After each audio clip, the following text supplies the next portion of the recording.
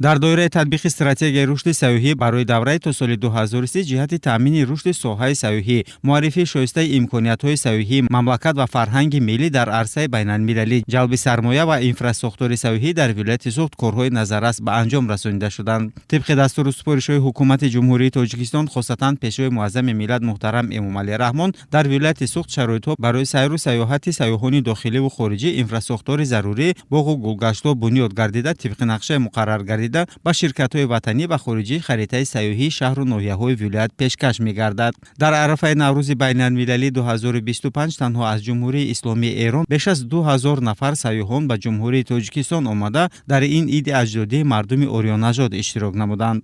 баъди иштироку тамошои тантанаҳои наврӯзӣ дар Душанбе шаҳр, сайёҳон аз Ҷумҳурии Исломии Эрон ба вилояти Суғд омада бо маконҳои тарихӣ, муассисаи давлатӣ, осорхонаи вилоятӣ ва боғи Камоли Хуҷандӣ шинос шуданд. خیلی خوبه، من که خیلی دوست دارم چون همزبونیم، با هم خیلی بهتر ارتباط برقرار میکنیم، ولی باز هم خیلی بهتر از کشورهای دیگه که باشون ارتباط نمیتونیم برقرار کنیم، اینجا خیلی بهتره. ба гуфти сайёҳони эроние ки қисме аз онҳо бори аввал ба Тоҷикистон омаданд, ҳеҷ бовар надоштанд ки Тоҷикистони соҳиби истиқлолро ин гуна зебову дилрабо ва амн мебинанд. همونطور که میدونیم این شهر شهری بوده که در واقع قدمتی بسیار زیاد داره و در سال 2020 در واقع جشن 2500 سالگی این شهر گرفته شده و این خودش نشان از قدمت بزرگ و زیاد این شهر رو به ما میگه. همونطور که من میدونم رئیس جمهور محترم تاجیکستان در سال 2023 9 المان رو به سازمان یونسکو جهانی عرضه کردن و این بسیار باعث افتخار بود و ما اینو کامل تو موزه ملی تاجیکستان شاهدش بودیم و دیدیم که اون سندهایی که در واقع بین خود تاجیکستان و خود اون یونسکو امضا شده بود و بسیار افتخار بود که در تاجیکستان در واقع تلاش میکنه که این فرهنگ و سنت ایرانی رو به جهانیان بشناسونه. مصاحبه دیگری ما مینتداری خود را به سران دولت‌های دو کشور همزبان تاجیکستان و ایران بیان نمود و اضافه کرد که ما مردم ایران زمین افتخار از آن داریم که پرزیدنت جمهوری تاجیکستان محترم امامعلی رحمان شخصا مردم ایران را به تنتنه‌های نوروزی دعوت نمودند. ما یک سفر 5 روزه به تاجیکستان داشتیم، از شیراز ایران اومدم اینجا. باعث افتخاره که اینجا هستم. تاجیک ها برادران ما هستند. بسیار بسیار خرسند هستم که نوروز رو در اینجا بودم و در کنار شما جشن گرفتیم. آیین شما بسیار به ما شبیه.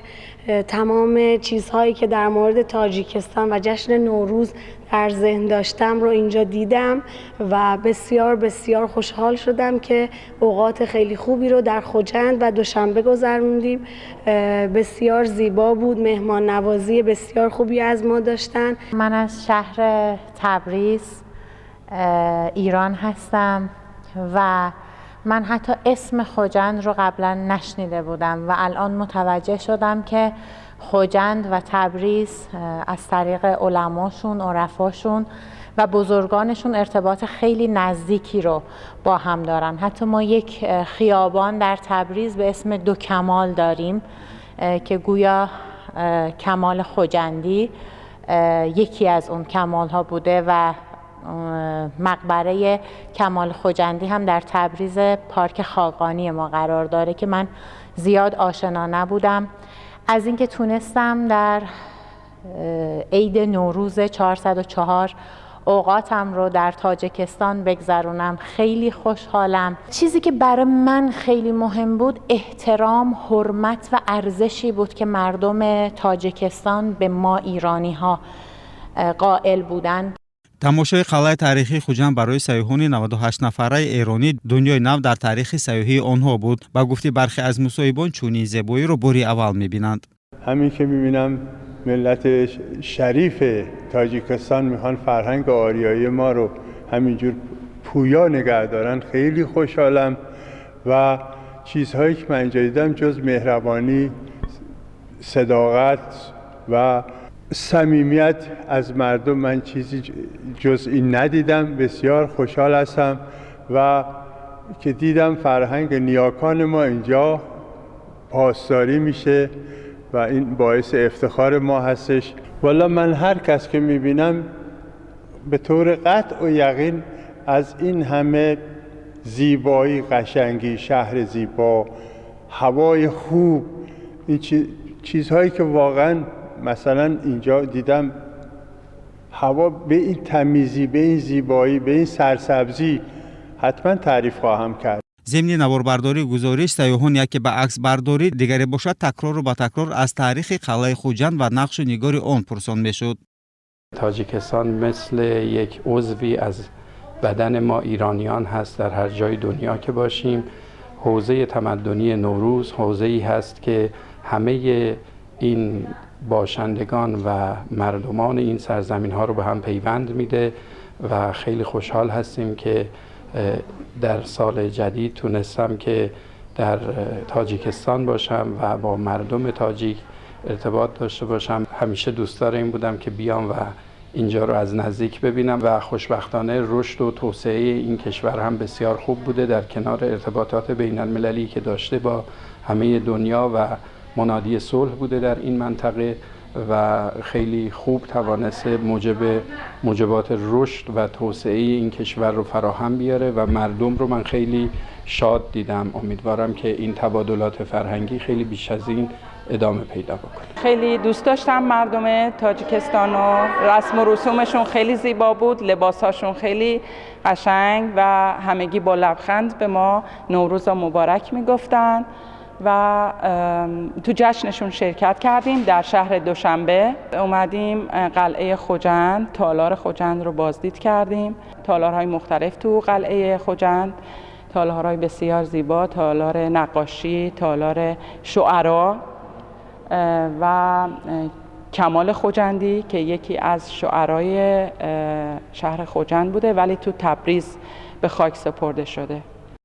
نقش و نگار تالار و حولی‌ها و داخل خانه‌ها که بازگوی تاریخ ملت کهن‌بنیاد تاجیک است دقت هر یک آنها را بیشتر جلب می‌کرد. یکی گفت که بعد این سفر باز به تاجیکستان با عائله و دوستانم برمیگردم، دیگری باشد آرزوی شهروندی تاجیکستان را می‌کرد.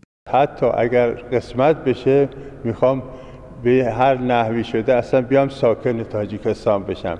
کشوریه که دوست دارم اگر منو بپذیره من ساکنش باشم.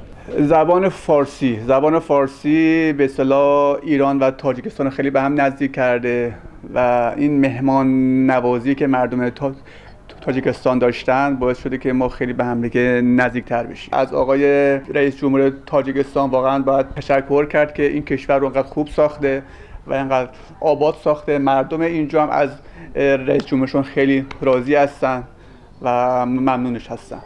با گفته نماینده شرکت سیاحی جمهوری اسلامی ایران امروز با شرکت او تنها 45 نفر که 2 ماه قبل نامنویس شده بودند به تاجیکستان آمدند و خواهشمندان خیلی زیاد است.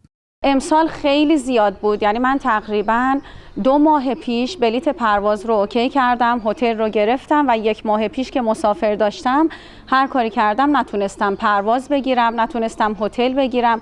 اگه که امکاناتش بیشتر باشه جوری که من بتونم مسافر بیشتری بیارم به تاجیکستان خیلی بهتره. امنیت تاجیکستان رو من خیلی ازش لذت بردم، اصلا نگران این نبودم که الان تو خیابون بخواد گوشی منو مثلا یکی بدزده یا کیف منو بخواد بزنه. اینا برای من خیلی ارزشمند بود و واقعا تشکر میکنم از دولت تاجیکستان که این عید زیبای باستانی رو، عید نوروز رو که باعث همبستگی بین فارسی زبان ها میشه اینجا گرد هم آورده، یه مراسم خیلی زیبا رو درست کرده. ما اومدیم و از این برنامه لذت بردیم. من مطمئنا سال آینده دوباره هم خودم میام برنامه رو.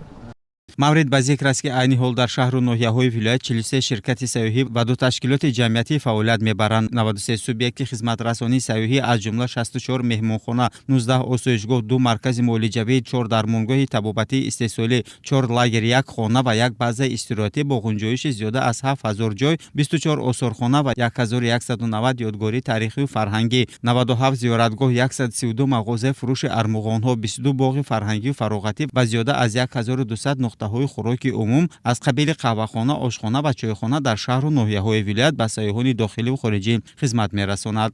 قدرت‌الله رحمت‌الله دلیر علی شیرزاده اخبار.